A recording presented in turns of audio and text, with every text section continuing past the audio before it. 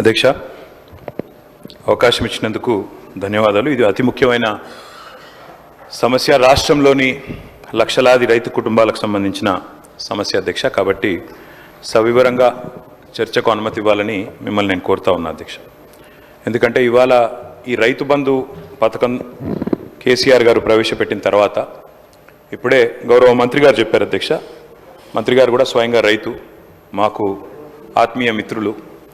వారు స్వయంగా వారి గ్రామంలో కూడా వ్యవసాయం చేసే రైతు. కాబట్టి ఇంత ముఖ్యమైన సమస్యకు సంబంధించి మరి సావధానంగా దయచేసి వినాలని, సాకల్యంగా మాకు చెప్పాలని గౌరవ మంత్రి గారిని, ప్రభుత్వాన్ని నేను కోరుతా ఉన్నా అధ్యక్ష. మేము ఏదైనా నిర్మాణాత్మక సూచనలు చేసినా, మేము కొద్దిగా విమర్శనాత్మకంగా మాట్లాడినా అది రైతులను వారి ప్రయోజనాలను కాపాడడానికే తప్ప మీ మీద దుమ్మెత్తిపోయడానికో ఇంకోటో కాదు. దయచేసి మంత్రి గారు సద్విమర్శగానే తీసుకోండి, నిర్మాణాత్మకంగా తీసుకోండి.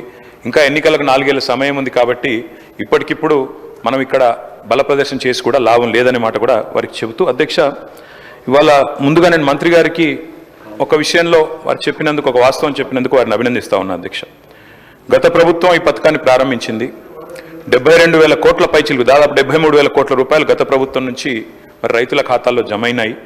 అదే మాదిరిగా మరి మేము మా ప్రభుత్వం వచ్చిన తర్వాత ఒక దఫా మాత్రమే డబ్బులు ఇచ్చాము, 7,600 కోట్లు 2 పంటలకు గాను ఒకసారి ఇచ్చాము, వానాకాలం ఇవ్వలేదు అని చెబుతూ ఎట్లా మొత్తం 80,000 కోట్లు ఎట్లా ఇచ్చామని చెప్పారు. అందులోనే గౌరవ మంత్రి గారు ఒక మాట ఇక్కడ చెప్పారు అధ్యక్ష, ఏదో దుర్వినియోగం జరిగిపోయింది, 21,283 కోట్ల దుర్వినియోగం జరిగింది అన్నట్టుగా వారు ఒక ఖాతా ఇచ్చారు. దయచేసి మంత్రి గారు నేను కోరుతా ఉన్నా, మీరిచ్చిన 2వ పేజీ దయచేసి ఒకసారి చూడండి. అందులో మీరిచ్చిన దానిలోనే ఏం రాశారు అధ్యక్ష?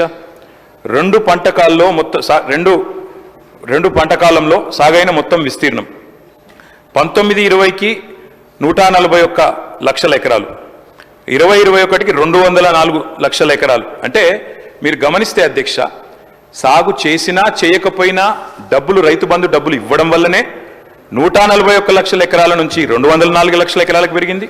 ఆ తర్వాత 212 లక్షల ఎకరాలకు పెరిగింది. ఆ తర్వాత మళ్ళీ 206, అంటే 2,06,00,000 ఎకరాలకు పెరగడానికి కారణం గౌరవ మంత్రి గారు. మేము సాగు విస్తీర్ణం పెరగాలన్న ఉద్దేశంతో ఇచ్చినాం కాబట్టే విస్తీర్ణం పెరిగింది అన్నమాట దయచేసి మీరిచ్చిన లెక్కల్లోనే ఉన్నది. అట్లాగే మంత్రి గారు మరి ఒక 2-3 విషయాలు చెప్పాలి. మీరు మాట్లాడిన తర్వాత మీ ఇష్టం అని చెప్పండి సార్. మంత్రి గారు ఒక 3 విషయాలు చెప్పాలి సార్. నేను అంటే ముందుగా ఈ ప్రశ్నలు అడిగి తర్వాత మిగతా సబ్జెక్టులోకి పోతాను సార్. ఎందుకంటే వారు ఇచ్చిన నోట్ ఇప్పుడే అందింది మాకు. ఇప్పుడే అందిన నోట్లో మాకు లేవనెత్తిన మాకున్న సందేహాలు, మాకున్న అనుమానాలు ముందుగా చెప్పి మంత్రి గారు ROFR గురించి ప్రస్తావించిన అధ్యక్ష. గౌరవ పెద్దలు తెలంగాణ తొలి ముఖ్యమంత్రి కేసీఆర్ గారి నాయకత్వంలో ఆనాడు ROFR చట్టం కింద 4.5 లక్షల మంది గిరిజన బిడ్డలకు పోడు పట్టాలు ఇచ్చిన ఘనత బీఆర్ఎస్ ప్రభుత్వాన్ని, ఘనత కేసీఆర్ గారి నాయకత్వాన్ని అధ్యక్ష. ROFR కింద ఇచ్చే పోడు పట్టాల విషయంలో ఇక్కడ చాలా మంది గిరిజన శాసనసభ్యులు కూడా ఉన్నారు అధ్యక్ష. చాలా మంది గిరిజన ప్రజలుండే నియోజకవర్గాల నుంచి వచ్చిన మిత్రులు, శాసనసభ్యులు కూడా ఉన్నారు. ఈ ROFR పట్టాలు గిరిజనుల చేతులు ఏవైతే ఉంటాయో అధ్యక్ష, అక్కడ కనా కష్టం మీద ఒక పంట మాత్రమే సాగు చేసే అవకాశం ఉంటుంది. ఎందుకంటే అక్కడ కాలువలు ఉండొచ్చు, ఉండకపోవచ్చు, అక్కడ ఇతర సమస్యలు ఉండొచ్చు, మేజర్ కాలువలు ఉండకపోవచ్చు. కాబట్టి కష్టం మీద అక్కడ పండేది ఒక పంట, అది కూడా చాలా కష్టంతో వాళ్ళు చేసుకుంటారు. దాదాపు 6-7 నెలలు తనలాడతారు, అక్కడ పండేదే ఒక పంట. అంటే ఇప్పుడు మంత్రి గారు చెప్పిన లెక్క ప్రకారం ఈ గిరిజన బిడ్డలు ఎవరైతే మేము గతంలో పోడు భూముల పట్టాలు ఇచ్చినామో, ఎవరికైతే మేము 4.5 లక్షల ఎకరాలు పట్టా ఇచ్చినామో వారికి మరి ఈ 2వ విడత వారు రైతు బంధు ఇవ్వరా? మంత్రి గారు దయచేసి తప్పకుండా గిరిజనుల తరపున అడుగుతా ఉన్నాం, సమాధానం చెప్పాలి. అదేవిధంగా అధ్యక్ష, మంత్రి గారికి తెలుసు వారు స్వయంగా రైతు. పత్తి అధ్యక్ష, కంది పత్తి అయితే దాదాపు 45 లక్షల ఎకరాలు పండుతుంది అధ్యక్ష తెలంగాణలో. మరి పత్తి 8 నెలల పంట, 8 నెలల పంట తర్వాత 2వ పంటకు అవకాశం కూడా ఉండదు. అంటే ఇప్పుడు మంత్రి గారు చెప్పిన లెక్క ప్రకారం మరి పత్తి రైతుకు 45 లక్షల ఎకరాల్లో సాగు చేసే పత్తి రైతుకు ఒకటే పంటకి ఇస్తామన్నట్టుగా ఉన్నది. ఈ విషయంలో కూడా వారు మా సందేహం నివృత్తి చేయాలి. ఒకటే పంటకి ఇస్తారా, 2 పంటలకు ఇస్తారా? కంది కూడా సేమ్ అధ్యక్ష. మీ వికారాబాద్ జిల్లాలో కూడా కంది విస్తృతంగా పండిస్తారు, అది కూడా 7-8 నెలలు. అదే నన్ను చెప్పనండి మంత్రి గారితో విజ్ఞప్తి.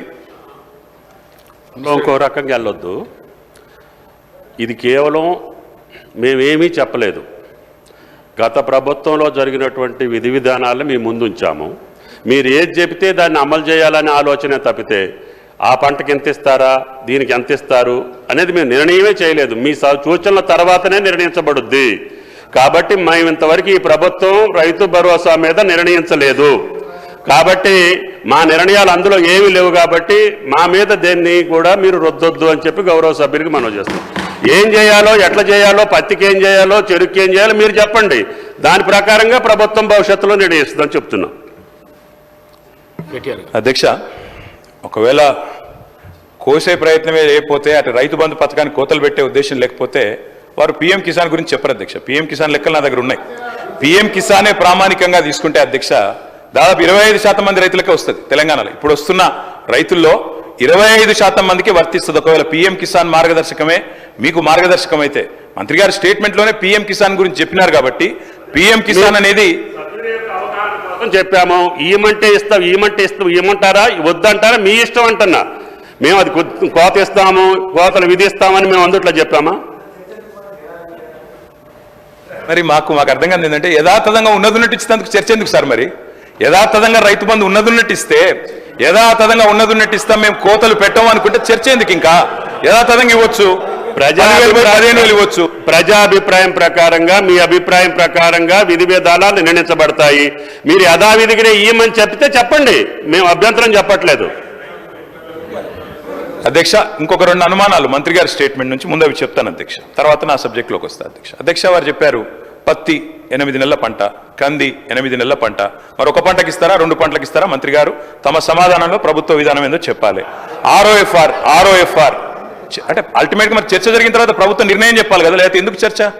చర్చ జరిగిన తర్వాత ప్రభుత్వం నిర్ణయం చెప్పకపోతే ఎందుకు అధ్యక్ష చర్చ? మరి ఊరికే మనం టైంపాస్కి అయితే చర్చ చేయం కదా. దయచేసి మంత్రి గారు నేను కోరేది, అదేవిధంగా మంత్రి గారు స్వయంగా ఖమ్మం జిల్లా, ఇప్పుడు కొత్తగూడెం భద్రాద్రి జిల్లాలో వారి సొంత ఊరు ఉంటుంది అధ్యక్ష. అక్కడ పామాయిల్ పంటను విపరీతంగా మనం గత ప్రభుత్వం కూడా ప్రోత్సహించింది. మరి పామాయిల్ కానీ, మామిడి తోటలు కానీ, హార్టికల్చర్ కానీ, వారికి మీరు రేపు రైతు భరోసా ఇస్తారా? హార్టికల్చర్ రైతులకు ఇవ్వరా? పామాయిల్ వేసిన రైతుకి అసలు మీరు ఇంటర్ క్రాపింగ్ చేయకపోతే రైతు బంధు ఇవ్వరా? ఇంకా హైదరాబాద్ చుట్టుపక్కల ప్రాంతాల్లో అధ్యక్ష, రంగారెడ్డి జిల్లా కానీ, వికారాబాద్ జిల్లా కానీ, ఈ ప్రాంతంలో 3 పంటలు తీసే రైతులు కూడా ఉన్నారు అధ్యక్ష. ఇప్పుడు మరి మంత్రి గారు చెప్తున్నారు 2 పంటలకు సాగులు చేసిన వాళ్ళకి ఇస్తామంటున్నారు. మరి రేపు 3 పంటలు సాగు చేస్తే 3 పంటలకు ఇస్తారా? ఎందుకంటే రైతులు కూడా తెలివైన వాళ్ళు అధ్యక్ష. దబ్బన సాగు చేస్తేనే ఇస్తాం, మేము పంటలు వేస్తేనే ఇస్తామంటే 3 పంటలు ఇస్తానికి కూడా రైతులు సిద్ధంగా ఉన్నారు, ఇప్పటికే చేస్తున్నారు. ముఖ్యమంత్రి గారు కూడా గతంలో ఆనాడు ప్రతిపక్ష నాయకుడిగా 2 పంటలకు ఎందుకు ఇస్తారు, 3వ పంటకు ఎందుకు ఇయ్యారు, బరాబర్ ఇయ్యాల్సిందే అని కూడా మాట్లాడినారు. కాబట్టి అది కూడా పరిగణలోకి తీసుకోవాలి అధ్యక్ష. ఇక మా సోదరుడు నాకు ఆప్తుడు అధ్యక్ష, మా పెద్దపల్లి ఎమ్మెల్యే విజయరమణారావు, 2009లో ఇద్దరు మొదటిసారి ఎమ్మెల్యేలు. ఇప్పుడు ఆయన మాటలు వింటేనైతే నాకు నవ్వాలని ఏడవాలని తెలియలేదు అధ్యక్ష. ఎందుకంటే గతంలో మేము ఏదో మొత్తం నాశనం చేసిపోయినాం, అసలు మేము ప్రభుత్వంలో ఉన్నప్పుడు వర్షాలు ఇవ్వడలే. మరి మేము ప్రభుత్వంలో ఉన్నప్పుడు వర్షాలు ఇవ్వకపోతే వ్యవసాయ దిగుబడి ఎట్లా పెరిగింది అధ్యక్ష? వ్యవసాయ విస్తీర్ణం ఎట్లా పెరిగింది అధ్యక్ష? అధ్యక్ష, ఇంకా గమ్మత్తు, విచిత్రమైన విషయం, నేను కావాలంటే ఇప్పుడే నాకు స్పీచ్ కూడా ఉంది. రేవంత్ రెడ్డి గారు ఇక్కడ కూర్చొని ఇచ్చిన స్పీచ్ అధ్యక్ష. ఆనాడు కాంగ్రెస్ ప్రభుత్వ హయాంలో రైతుల పరిస్థితి ఏంది, కరెంటు పరిస్థితి ఏంది, నీళ్ల పరిస్థితి ఏందని రేవంత్ రెడ్డి గారు ఇక్కడ నించొని ఇచ్చిన స్పీచ్ అధ్యక్ష.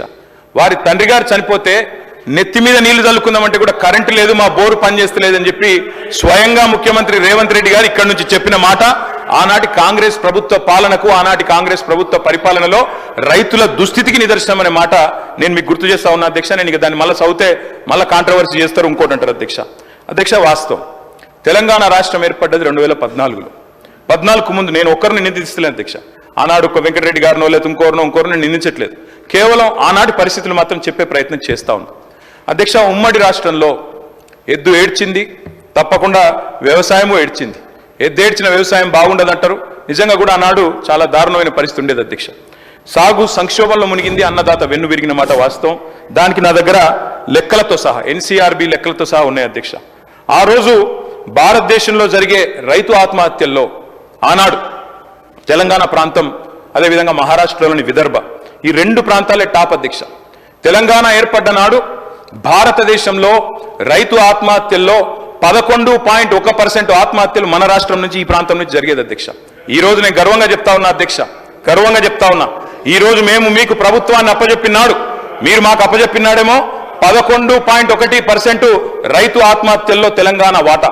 మేము మళ్ళీ తిరిగి మీకు అప్పజెప్పినాడు భారతదేశంలోనే అత్యల్పంగా 1.5%తో మీకు అప్పజెప్పినాం, రైతు ఆత్మహత్యలు తగ్గించినాం అనే మాట నేను గర్వంగా చెప్తా ఉన్నా అధ్యక్ష. దానికి కూడా ప్రామాణికం రేవంత్ రెడ్డి గారు అధ్యక్ష. ఇది ఆయన అడిగిన ప్రశ్న, ఆనాడు పార్లమెంట్ సభ్యుడిగా పార్లమెంట్లో రేవంత్ రెడ్డి అడిగిన ప్రశ్న చదవమంటే చదువుతా అధ్యక్ష.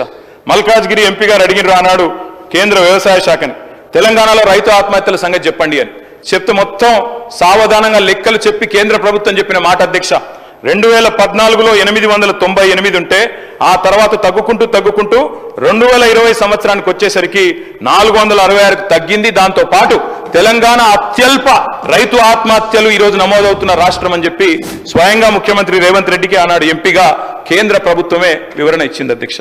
దాంతో పాటు అధ్యక్ష, ఎట్లెట్లా సాగు విస్తీర్ణం పెరిగింది, ఎట్లెట్లా రైతు ఆత్మహత్యలు తగ్గినాయి, ఆ లెక్కలు కూడా మొత్తం ఆర్బీఐ లెక్కలు నేను గౌరవ సభ్యులకు మీ ద్వారా పంపుతాను అధ్యక్ష, దయచేసి వారికి ఇవ్వాలని చెప్పి కూడా నేను కోరుతా ఉన్నా అధ్యక్ష. ఆ రోజు పరిస్థితి ఏంటంటే నెర్రెలు బారిన నేలలు, ఆనాడు ఎండిపోయిన చెరువులు, చిన్ననీటి వనరులను పట్టించుకోలే, కరువు, కన్నీళ్లు, అప్పులు, ఆత్మహత్యలు. ఇది వాస్తవం అధ్యక్ష. ప్రాజెక్టులు లేవు తెలంగాణ ప్రాంతంలో, సాగునీరు లేదు, బొక్కబోర్ల పడే పరిస్థితి. మూషంపల్లిలో నల్గొండ కాన్స్టిట్యున్సీ అధ్యక్ష, రామరెడ్డి గారు అంటారు అధ్యక్ష, ఆయన ఒక్క రైతు 57 బోర్లు వేసిండు అధ్యక్ష ఆయన పొలంలో. ఆయన పేరే ఊళ్ళో బోర్ల రామరెడ్డి అయిపోయింది అధ్యక్ష. అట్లా కరెంటు కోతలు ఒకవైపు, కాలిపోయే మోటార్లు మరొక వైపు, పేలిపోయే ట్రాన్స్ఫార్మర్లు మరొక వైపు, అర్ధరాత్రి వచ్చే కరెంటు కోసం ఆనాడు కరెంటు వెట్టబోయి షాకు చచ్చిపోయిన రైతులు లెక్క తీస్తే అదే చాంతాడంత ఉంటుంది అధ్యక్ష. ఇక విత్తనాలు వంచుడు పోలీస్ స్టేషన్లల్లో, ఎరువులు వంచుడు పోలీస్ స్టేషన్లలో, ఎందుకంటే బయట పెడితే చెప్పులు లైన్లో పెట్టుకుని నిలిచే పరిస్థితి అధ్యక్ష. ఇట్లా చెప్పరాని తిప్పలతో ఆనాడు ఉమ్మడి ఆంధ్రప్రదేశ్లో రైతన్న గోసపడ్డాడు అధ్యక్ష.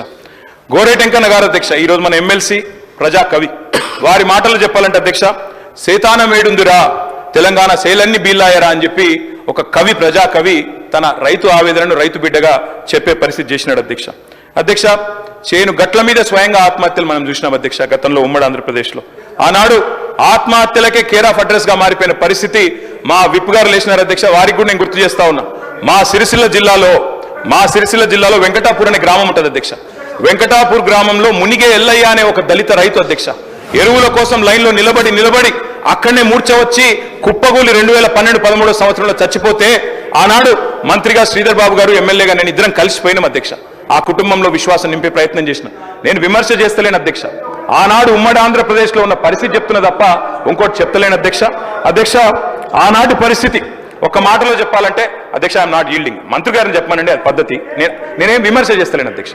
అధ్యక్ష, గోరేటెంకన్న గారి పాట అధ్యక్ష, కాంగ్రెస్ పార్టీ ఆనాడు 2004లో అధికారంలోకి రావడానికి ఆలంబనగా మారింది. పల్లె కన్నీరు పెడుతుంది అంటూ ఆనాడు రాజశేఖర రెడ్డి గారి నాయకత్వంలో రాష్ట్రం మొత్తం ఆ పాట హోరెత్తింది. అల్టిమేట్ గా కాంగ్రెస్ ప్రభుత్వం అధికారంలోకి వచ్చింది అధ్యక్ష. ఇది వాస్తవం, నేను చెప్పేది ఏది కూడా అవాస్తవం కాదు అధ్యక్ష, నిజం చెప్తా ఉన్నా. తెలంగాణ పల్లె ఆనాడు కన్నీరు పెడుతుంది అంటూ మనం పాటలు పాడుకున్నాం అధ్యక్ష. తద్వారా ఉమ్మడి ఆంధ్రప్రదేశ్లో మనకు జరిగిన అన్యాయం గురించి చెప్పుకున్నాం అధ్యక్ష. అట్లా